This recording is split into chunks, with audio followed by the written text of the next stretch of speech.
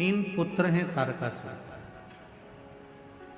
सावधानी से कथा सुनिएगा, आज का दिन आपके लिए बहुत शुभ है, क्योंकि आर्द्रा नक्षत्र और मार्गशीर्ष मास कथा का शिवरात्रि का अवसर। बहुत सावधानी से सुनो।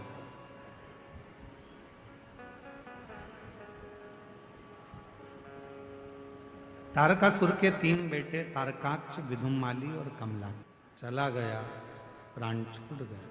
शिव जी का ऐसा भक्त था तारकासुर, भगवान शंकर का ऐसा उपासक था तारकासुर, जो था असुर।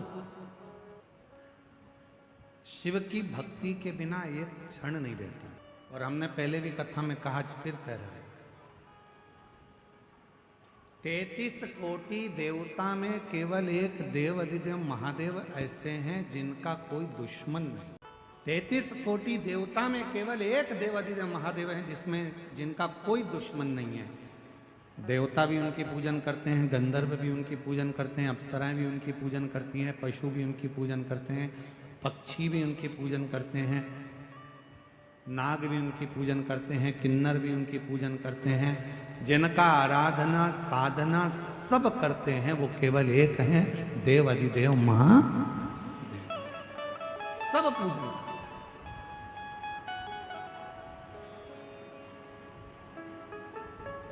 और जिसने भी भजा उसको मिला।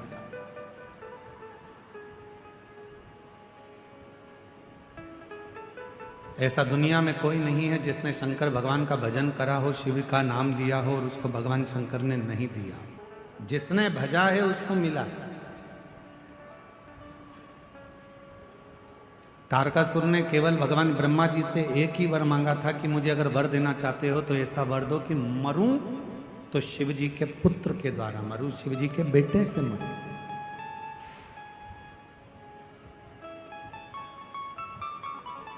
यदि मेरे प्राण जाएं तो शंकर भगवान का बेटा मुझे मारे, इससे ज्यादा कुछ। क्यों? क्योंकि तारकासुर ये जानता था कि शंकर भगवान ने अखंड समाधि लगा ली है। माता सती के जाने के बाद शिव जी अखंड समाधि में डूब गए हैं। वो विवाह नहीं करना चाहते, शादी नहीं करना चाहते। तो उनके मन में आया, अगर शिव विवाह नहीं करेंगे तो मेरी साधना तो अधूरी रहेगी।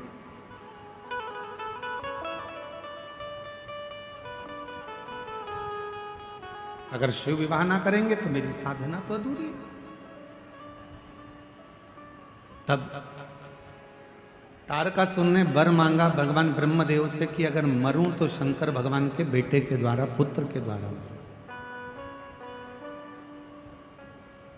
अब तारकासुर को मारना है तो भगवान शंकर का विवाह करना जरूरी है। देवताओं ने शिव जी की समाधि को तोड़ने के लिए कामदेव को भेज दिया।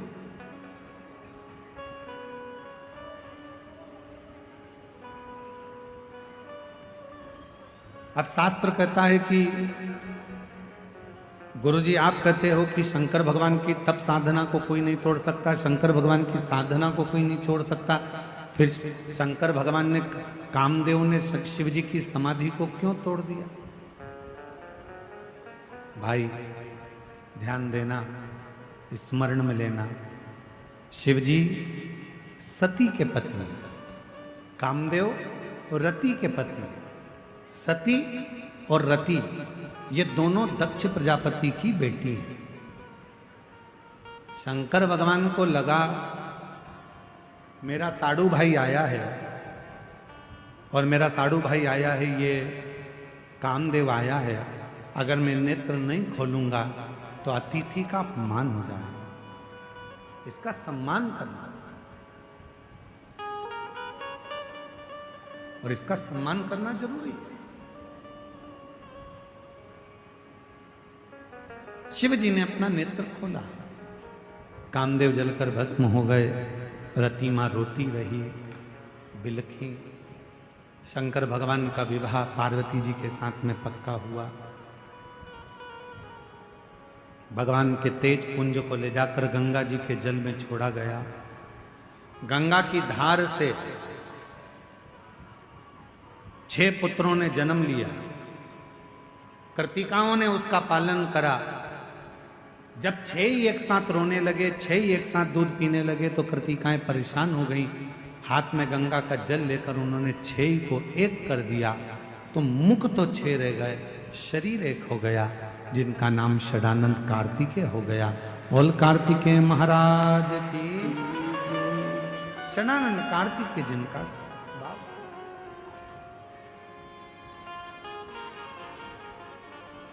अब यही कार्तिकेय बाबा जब तारकासुर को मारने के लिए जाते हैं, चले, पार्वती जी ने रोका कार्तिकेय को कि षडानंद थोड़ा रुक जाइए। षडानंद ने कहा मां किस लिए? कहा कार्तिकेय, जिस तारकासुर को तुम मारने के लिए जा रहे हो, उस तारकासुर के हृदय में तुम्हारे पिताजी भगवान शंकर बसते हैं। हमने कल भी कहा था, आज फिर कहते हैं, जिसके हृदय में शिव बसा हो, जो भगवान शंकर की आराधना करता हो, साधना करता हो, उपास करता हो, शिव के भक्ति में जो डूबा रहता हो, शिव साधना में जो डूबा रहता हो, आप सबसे निवेदन है, प्रार्थना है, प्रयास करना कि शिव भक्त के मन को कभी मत दुखा। शिव भक्त के मन को कभी ना दुखा, कभी।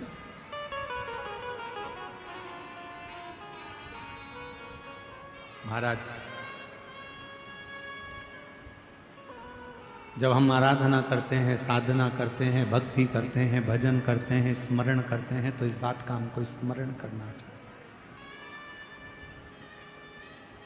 और हम तो संपूर्ण क्षेत्रवासियों से हम क्यों कहते हैं, आप लोगों से क्यों कहते हैं कि आओ तो अपने घर से कुछ बना कर लेकर आया करो, अपनी अड़ोसन पड़ोसन, अड़ोसन कहते हैं सीधे हाथ वाली को, भली को धड़ोसन कहते हैं पीछे वाली को, तो प्रयास करा करो कि अपने घर से कुछ बना कर लाई, या टॉफी लाई, या बिस्कुट लाई, या कोई सामान लाई, या पानी लाई, तो थोड़ा थोड़ा थोड़ा थोड़ा सबको देने का प्रयास करा करो, उनका मुख झूठा कराने का प्रयास करो, प्रयास।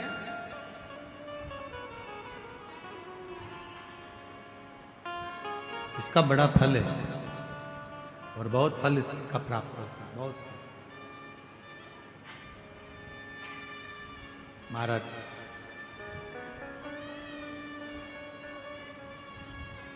शिव कथा कर रही है, भगवान शंकर का संवाद कर रहा है। तारकासुर को तुम मारने के लिए तो जा रहे हो, पर तारकासुर के हृदय में शिव बसे, भगवान शंकर बसे। तुम तारकासुर का संहार करो, मना नहीं है क्योंकि असुर है, पर इतना याद रखना कि तारकासुर के हृदय में बाण ना लगे, उसका दिल ना दुखाया जाए, हृदय ना दुखाए, ठीक है। गए षडानंद कार्तिकेय जी महाराज, और षडानंद कार्तिकेय जी महाराज का तारकासुर के साथ में युद्ध प्रारंभ हुआ। शंभु शंभु शंभु, तारकासुर के साथ में युद्ध प्रारंभ हुआ। और जैसे ही तारकासुर के साथ में युद्ध प्रारंभ हुआ, बाण पर बाण छोड़े गए, पर हृदय में नहीं, हृदय में। आखिरी में तारकासुर के प्राण चले गए, प्राण चले। एक बड़ी सुंदर सा बात आती है, हम फिर निवेदन करेंगे कि जिसके शरीर में अगर कोई बहुत बड़ा रोग आ जाता है, कोई बहुत बड़ी बीमारी अगर शरीर में लग जाती है, कोई रोग लग गया, कोई बीमारी लग गई, कोई बहुत बड़ा रोग आ गया, बीमारी आ गई, डॉक्टर को दिखाओ, जांच भी कराओ, हॉस्पिटल भी जाओ, और अच्छे से अच्छे डॉक्टर को दिखाओ, पर साथ में एक काम और करो, जब बहुत बड़ी बीमारी लग गई, उसका कोई हल नहीं निकल रहा, कोई रिजल्ट नहीं आ रहा, डॉक्टर की दवाई भी चल रही है, जांचें भी चल रही है, तो साथ में एक बेलपत्र लो, बीच वाली पत्ती पर एक चावल का दाना रखो, बीच वाली पत्थर। एक दुर्वा, दुर्वा जानते हो ना, दूब, हरी दूब, एक दुर्वा और एक पीला कनेर का फूल, ये साथ में रखकर नंदी के पास बैठकर त्र्यंबक मंत्र का जाप करो। और अगर मालूम पड़े कि त्र्यंबक मंत्र नहीं आता है तो पंचाक्षर मंत्र का जाप करो, नमः शिवाय। षडाक्षर मंत्र का जाप करो, ओम नमः शिवाय। और वो भी नहीं ले सकते तो नंदी के पास बैठकर श्री शिवाय नमस्तुभ्यम बोलकर अपने मन का भाव कहकर, बाबा बहुत रोग से ग्रसित हूं, मेरे महाकाल राजा, मेरे बाबा केदारनाथ, मेरे बाबा अमरनाथ, हे मेरे बाबा कृष्णेश्वर नाथ, कृपा करो, रोग से मुक्त करो। बाबा से प्रार्थना कर कर जो चावल, बेलपत्र, दुर्वा, कनेर का पुष्प है वो शिव जी के ऊपर समर्पित कर दो। और एक लोटा जल, जिस ओर जल बहता है उत्तर की ओर, उससे विपरीत में खड़े हो दक्षिण की ओर। दक्षिण की ओर खड़े होकर उत्तर की ओर मुख कर कर जल चढ़ाना प्रारंभ करो, धीरे धीरे उसी बेलपत्र के ऊपर। जल पूरा चढ़ जाए, उसमें से दुर्वा, बेलपत्र औषधि के रूप में बाबा से मांग कर लाओ। बेलपत्र दूसरे दिन सुबह खाली पेट उसको खा लो, और दुर्वा प्रदोष काल में शाम के समय जब प्रदोष काल आए उस समय पर उस दुर्वा को चबा चबा कर खा लो। धीरे धीरे धीरे धीरे रोग का निवारण होने लगेगा और तुम्हें दवाई लगने लगेगी, औषधि लगने।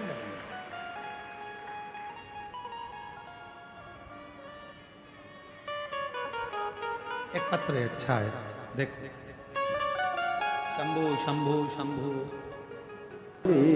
आप जिस भावना से आते हो, बैठे लाखों की संख्या में शिव महापुराण की कथा को श्रवण कर रहे हो, जब कथा पूरी हो जाए और कथा जब पूरी हो, आरती होने के बाद जब कर्पूर गौरम हो, आप अपनी भूमि को जब नमन करो, प्रणाम करो, उस भूमि की मिट्टी को अपने मस्तक पर लगाकर उससे प्रार्थना कर कर जाना, बाबा बहुत दुखी हूं, मेरे शंकर, मेरे त्रिकालदर्शी, मेरे कैलाशी, मेरे अविनाशी, हे शिव, मेरे मन की मुराद को पूर्ण करना, मेरे दुख को समाप्त करना, आप कृपा करना मेरे शंकर, आप करुणा करना मेरे महादेव। खींचना पड़ रहा है बोलने में, मेरे शिव आप करुणा करो, कृपा करो, दया करो। आ जाओ, आ जाओ बेटा,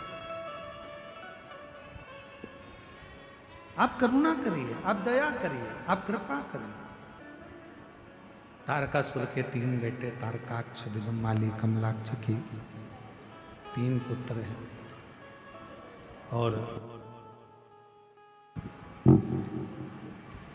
तीनों पुत्र ब्रह्मा जी से वर प्राप्त करते हैं कि हमारे प्राण न छूटे। ब्रह्मा जी ने कहा, संसार में अगर जन्म लिया है तो प्राण तो जाएंगे, मृत्यु तो हो निश्चित।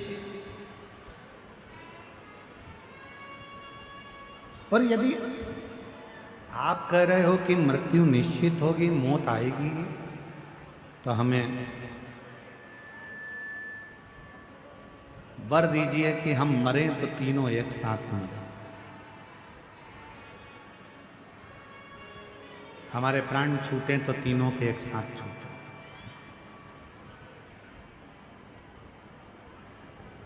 तीन पुरी का निर्माण कर दिया,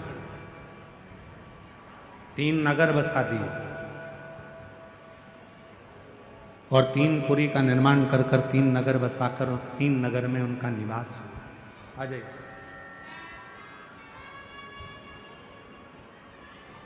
तारकाक्ष, विदुमाली, कमलाक्ष को तीनों ने विचार कर लिया कि अपन तीनों कभी मिलेंगे नहीं।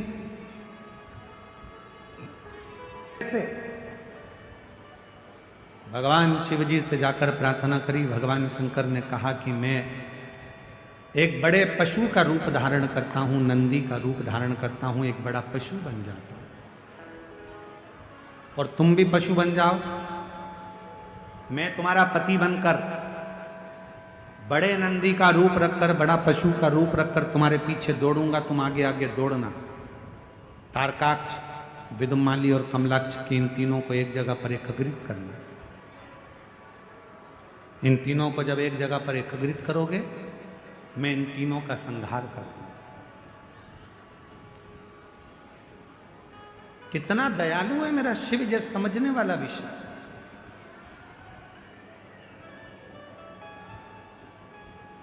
मेरे शंकर भगवान ने, मेरे भगवान ओघड़ दानी ने, मेरे शंभू ने, मेरे त्रिकालदर्शी, मेरे कैलाशी ने मनुष्य को पंख नहीं दिए। पंख दिए हैं तो केवल पक्षी को दिए। और मान लो आज के समय में अगर पंख मनुष्य को लग जाते तो वो मनुष्य टिकता है एक जगह पर। थोड़ा सा धन आता है और व्यक्ति अभिमान में फूल जाता है। थोड़ा सा वैभव आया और व्यक्ति अभिमान में फूल गया। थोड़ा सा सत्ता मिली, कुर्सी मिली, पद मिला, प्रतिष्ठा मिली और व्यक्ति अभिमान में फूल गया।